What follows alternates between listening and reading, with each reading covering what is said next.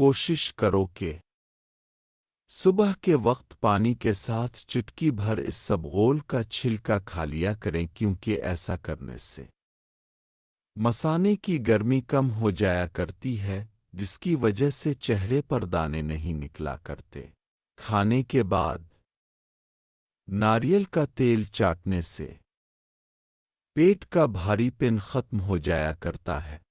جو افراد گاجریں زیادہ کھایا کرتے ہیں، اکثر وہ لوگ سر کے درد سے بچے رہتے ہیں اور چہرہ بھی کمزوری سے محفوظ رہتا ہے۔ تلسی کے پتوں کا رس نکال کر ناخنوں پر لگانے سے جگر کی کینسر نہیں ہوا کرتی۔ مثانے کی کمزوری ہے تو کوشش کیا کریں کہ چقندر اور مولی کھایا کریں، ایسا کرنے سے مثانے کو طاقت ملے گی اور کمزوری بھی دور ہو جایا کرتی ہے۔ کھانسی سے بچنے کے لیے صبح کے وقت سونف اور شہد کھایا کریں، بہت مفید ہے۔ خالی پیٹ میتھی کے 3 دانے چبا کر کھا لینے سے ٹانگوں کے پٹھوں کا درد ختم ہو جایا کرتا ہے۔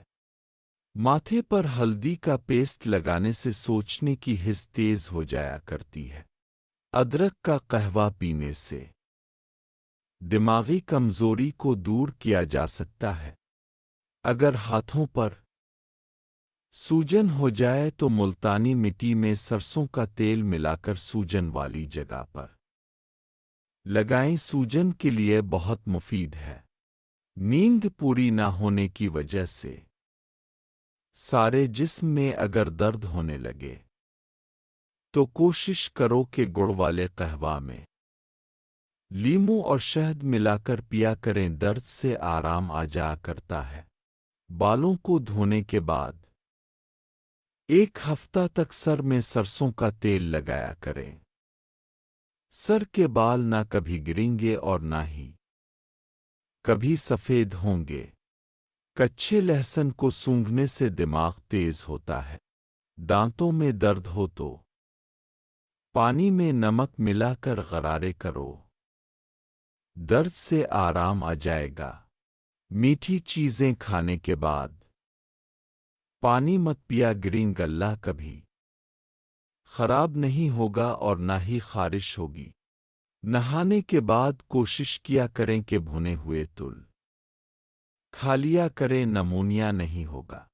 روزانہ 1 عدد آڑو کھا لیا کریں، معدہ ٹھیک رہے گا۔